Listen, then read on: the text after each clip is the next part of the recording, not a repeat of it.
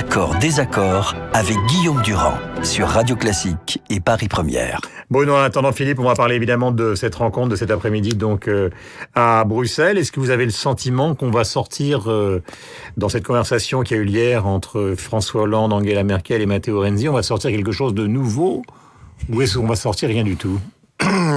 Disons que pour ce que j'en observe et ce qu'on m'en dit, il y a un petit problème de gestion du calendrier à venir entre les uns et les autres. C'est-à-dire que François Hollande est partisan d'une organisation extrêmement rapide de la sortie des Britanniques de l'Europe, tandis qu'Angela Merkel estime qu'on a un peu de temps pour s'organiser. Voilà. Donc c'est un problème de timing d'abord et avant tout, plus qu'un problème de projet. C'est un problème. Bonjour, mon cher Philippe. Prenez votre temps, respirez, tout va bien. Ah, Philippe Tesson. Oui. C'est un problème. C'est dommage, j'étais bien tranquille. Enfin bon, c'est un problème de. Non, c'est chacun a ses impératifs. Voilà.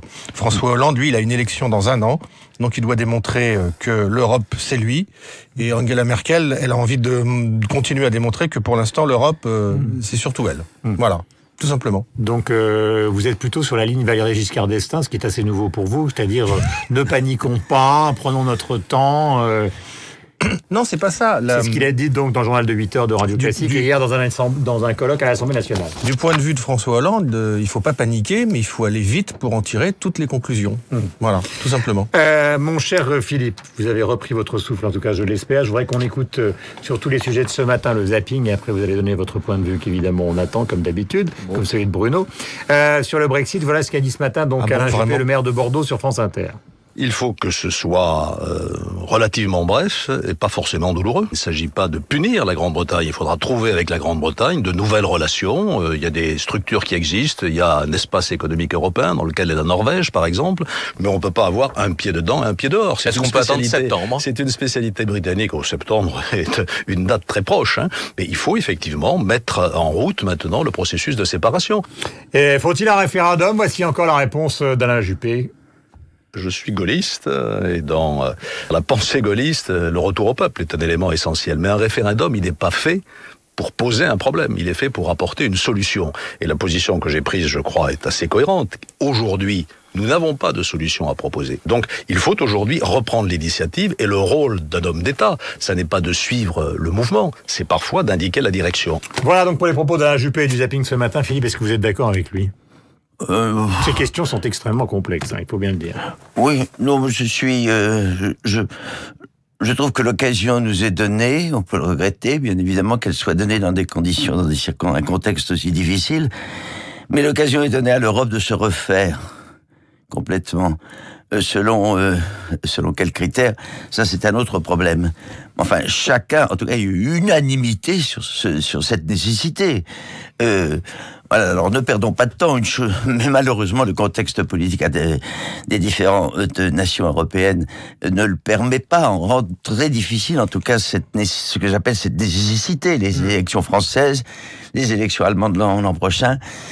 Ça rend très difficile, évidemment, la réalisation de ce que je souhaite, c'est-à-dire une refondation définitive, si je puis dire, en tout cas pour le temps qu'il faudra, de l'Europe, bien sûr. Et vous avez des gens, par exemple, comme Michel Rocard, qui ont toujours dit, de toute façon, comme les Anglais ne jouent pas le jeu depuis maintenant des années, oui. Finalement, autant qu'ils sortent, mais évidemment, comme ça, c'est peut-être la seule manière que l'Europe fonctionne. Je suis tout à fait d'accord avec cette thèse. L'Angleterre n'a cessé, je ne dis pas de polluer, la progression de l'Union européenne, en tout cas, la position de l'Angleterre depuis qu'elle fait partie de l'Europe, c'est une perpétuelle dérogation à des normes qui, si elles étaient respectées, auraient permis à l'Europe de connaître le développement qu'on souhaitait, conforme aux rêves. Moi, le problème, c'est pas une question de temps, c'est une question de volonté. Les Anglais ne veulent pas.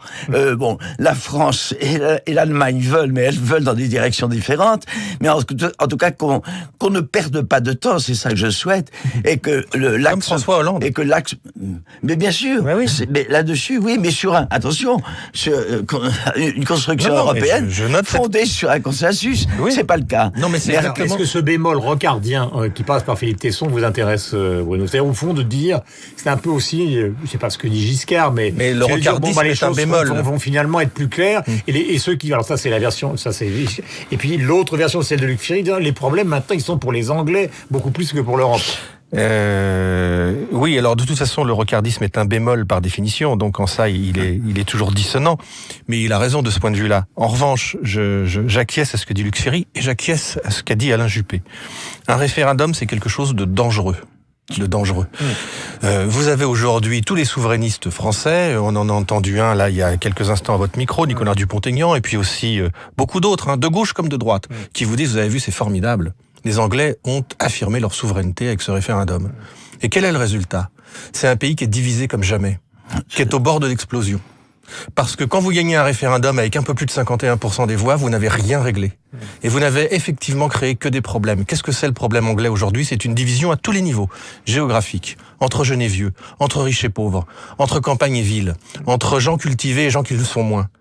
Voilà l'Angleterre d'aujourd'hui. Pays au bord de l'implosion. Non, mais donc le souverainisme est une escroquerie de ce point de vue-là. Et Alain Juppé, je termine juste là-dessus, a raison de dire, quand on fait un référendum, il faut le faire comme le faisait De Gaulle, c'est pour constater que vous fédérez autour de vous plus de 60-65% des gens qui vous suivent. Voilà.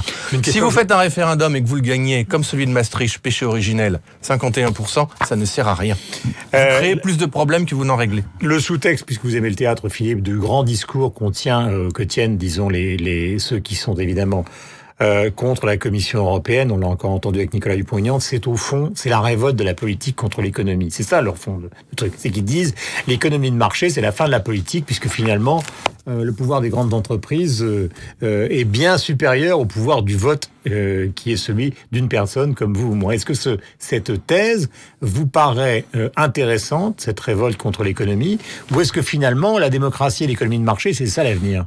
C'est une thèse trop schématique. Moi, je résume pas le problème à une confrontation, à un concours entre la politique et l'économie. Parce que je pourrais vous répondre, c'est très facile, bien sûr. L'idéal, c'est la synthèse entre ces deux valeurs.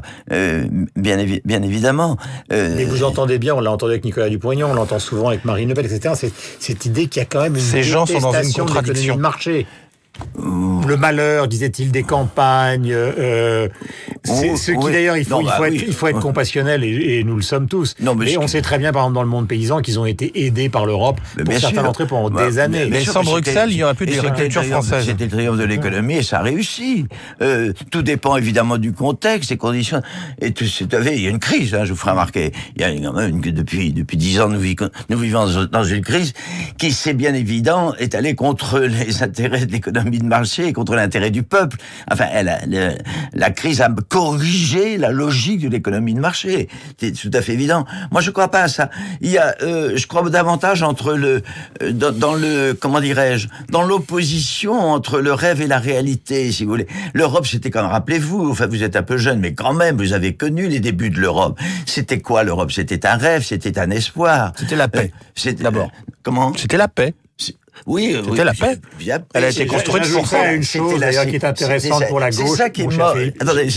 J'ajouterai une chose qui est intéressante pour la gauche et les réflexions de Hollande, c'est qu'on se souvient très bien qu'en 92, quand il y a eu le fameux référendum, au fond, qu'est-ce que Mitterrand a échangé? Il s'est rendu compte que le socialisme en France c'était impossible et il a fait un tour de passe-passe et l'utopie, c'est devenu pour la gauche l'Europe. Tout à fait. Donc le socialisme c'est impossible, mais donc on va essayer de faire l'Europe. Mais tout n'est pas encore une fois. Moi, l'opposition, je la verrais plutôt entre. Le problème, c'est que la démocratie n'a pas fonctionné avec l'Europe. La véritable opposition, contradiction, c'est entre la technocratie, appelons-la comme ça, et la démocratie. Finalement, la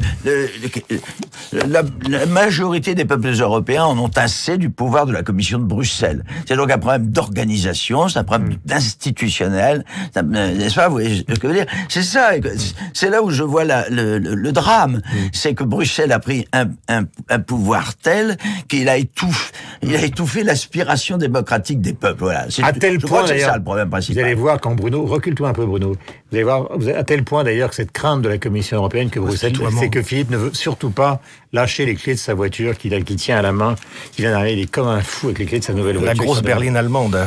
L'argument Giscard est un peu ouais. l'argument Sarkozy. C'est-à-dire, en fait, alors évidemment, on voit bien ce qu'ils veulent dire derrière ça. On n'est pas dirigé, il n'y a pas de patron. Ouais. Mais l'argument Giscard, comme l'argument Sarkozy, ce sont les suivants. Au fond, c'est d'abord et avant tout une crise de leadership. C'est parce que le président français, alors allons-y, mettons les pieds en plat, est nul, pense-t-il, qu'on est arrivé dans cette situation-là. C'est le sous-texte, là, encore une fois, de l'un comme de l'autre. Bruno. Attendez, pardon, chacun votre tour. Alors ça, c'est très intéressant parce que il faut quand même se rappeler du rôle historique, moi je vais le faire parce que personne ne le fait, qu'a joué François Hollande dans l'histoire européenne de ces dernières années. Qui a empêché la Grèce de sortir de l'Europe ? Qui, alors que tous les partenaires européens disaient « ces Grecs-là, on ne les supporte plus, on n'y arrivera jamais, il faut les mettre dehors », quel est celui qui, les uns après les autres, a vu tous les chefs d'État et leur a dit « si la Grèce sort, c'est une catastrophe pour l'Europe, pour sa dimension historique, pour son sens, au regard de l'avenir. » Pour l'électorat de droite, que les Grecs sortent, mais ils auraient été tout à fait d'accord. Ce qui s'est passé c'est que les Anglais sortent. Ce qui s'est passé à ce moment-là, c'est pour répondre à la question du leadership. C'est que François Hollande a pris son bâton de pèlerin, il a vu tous les grands leaders européens les uns après les autres, et il les a tous retournés. Alors évidemment, personne n'en parle, personne ne le dit. Mais la réalité, c'est ça. Celui qui, dans un premier temps, a empêché l'Europe d'exploser avec la sortie de la Grèce, c'est François Hollande. Voilà. Mais d'initiative, il n'y en a aucune. Soyons honnêtes, mais c'est pas lui plus que les autres. Mais non, c'est pas vrai. À partir du moment où il a fait ça, il a empêché la Grèce de sortir de l'Europe. Vous ne pouvez pas dire qu'il y a une crise de leadership. Alors évidemment, ce sont des signaux faibles que personne ne voit, et vous avez toujours l'éternel problème de la communication du président, ce qui fait que quand il fait quelque chose d'exceptionnel, et en l'espèce c'était exceptionnel, personne ne le dit, personne ne le mentionne. Mais c'est une réalité. Philippe, je vous rappelle que pour la presse internationale, François Hollande est un grand leader. Philippe Tesson. Merci de répondre à cette question. C'est une réalité. Et c'est une réalité. François Hollande n'est pas le problème. Bah non, mais la question portait là-dessus. Non, je réponds à la question. La crise grecque n'était qu'un épisode, c'est un épiphénomène. C'est pas ça, refonder l'Europe. Le leader, déjà l'empêcher d'exploser, c'est pas mal. Il a tout à fait raison, même s'il ne pense que rétrospectivement qu'à lui quand il dit ça. Mais c'est un autre problème. Le leader, enfin. Un leader, c'est De Gaulle, c'est Schuman, c'est Monnet. Ce sont des gens De Gaulle était très européen, comme chacun sait. Un leader, c'est celui qui impose sa vision générale de l'Europe. C'est ça qu'il nous faut. Ce qu'il faut, c'est refonder l'Europe. Vous comprenez ? Philippe, tu parles d'une Europe à 6. Aujourd'hui, elle est à 27. Non, mais c'est bien ça. Refonder l'Europe, c'est peut-être revenir à une redéfinition de l'Europe. Moi, j'ai toujours été partisan de toute façon d'une Europe à la carte, avec un noyau dur, mais là, fondé sur l'alliance franco-allemande. Ça vous intéresse, Philippe, puisque vous êtes vous symbolisez ce matin, disons, l'électeur de droite. Or là, on a deux positions qui sont très différentes. Philippe. Ah oui. On a deux positions qui sont différentes. C'est refondation par un traité, Nicolas Sarkozy, refondation sans traité par Alain Juppé. Vous votez pour qui ? Ah bon, écoutez, vous me le faites dire, bien sûr. Alain Juppé ? Non, pour Sarkozy. Attention, il y a des choses très justes dans ce que dit Juppé. Oui, mais quand même. D'hier était tout à fait excellent, notamment sur le référendum. D'ailleurs, on est d'accord là-dessus. Il l'a exprimé ce matin. Voilà. On l'a entendu. Oui, non, écoutez, moi je crois qu'il ne faut pas sortir de cette crise par comment dit-on, il ne faut pas raccommoder ce qui a besoin d'être raccommodé. Il faut vraiment tourner la page. C'est d'ailleurs ce qu'on va faire. On va le faire mais on ne le fera pas dans le contexte politique actuel. Ça nous remet à 2 ans et c'est épouvantable de penser que pendant 2 ans, ça va être marchandage, tentative de mais justement, c'est ce que dit François Hollande, pas de marchandage. Vous sortez. Avec François Hollande, non, c'est au cœur du débat, c'est pour ça que je le cite. Bon, d'accord, François Hollande est un petit génie des Carpates. nous sommes d'accord. Mais il est compromis. De toute façon, dans 10 mois, il s'en va. Alors, c'est pas lui qui va refaire l'Europe. Ne préjugeons pas du résultat. Arrêtons avec François Hollande, je vous en supplie. Regardons l'Angleterre. Vous n'avez pas totalement expliqué. Conjurons le risque des manipulations qu'induisent les manipulations de Cameron, qui va essayer de revenir sur une décision qui a été prise. Ça, c'est épouvantable. C'est la dernière chose à faire. L'Angleterre ne veut plus être européenne. Elle n'a jamais voulu être européenne. Eh bien, laissons-la dans son coin. Elle a pollué l'Europe. On en a assez des dérogations qu'on lui a accordées, que la faiblesse, le laxisme des gouvernants européens depuis le départ faisons pas dit ça, on lui a permis, elle en a tiré des avantages qu'elle ne méritait pas. On lui a permis de démolir progressivement pendant quelques années l'Europe. Merci. Alors, voilà. Je voudrais simplement demander à Bruno, qui lui est le fan de foot de l'équipe, de savoir ce qu'il pense des Islandais, parce que ce sont nos futurs adversaires. On termine là-dessus. C'est une formidable nouvelle pour l'équipe de France. C'est dingue, hein. Parce que 330 000 habitants. 330 000 habitants, 100 professionnels de football. 100 professionnels. Et les types arrivent. Licenciés comme les Vendéens. Oui, il y a un des 2 entraîneurs qui était dentiste il y a encore quelques années. Gardien et Le gardien de but faisait des clips vidéo et les types vont jouer un quart de finale de l'Euro contre la France. Et ça y est, ils ont fait leur grand match. Donc c'est le moment justement où il faut les prendre. Mais non, justement. Mais c'était prenant quand même ce match. Hein. C'est extraordinaire. Mais là, on arrive dans les moments de l'Euro où c'est extraordinaire. Voilà. Permettez-moi d'ajouter pour accréditer ma haine réputée par vous d'ailleurs la bonne gestion du football. Non seulement les Islandais savent jouer au football, mais encore c'est le peuple le plus cultivé d'Europe. Malheureusement, les européens. Le peuple le plus cultivé, vous savez qu'il y a le plus grand nombre d'écrivains vivants par rapport au nombre d'habitants. C'est l'Islande. C'est l'Islande. C'est un petit peuple, comme on dit, absolument merveilleux sur le plan culturel. Sur un volcan. Merci tous les deux d'être venus ce matin sur l'antenne de Radio Classique. Je vais vous foutre les livres.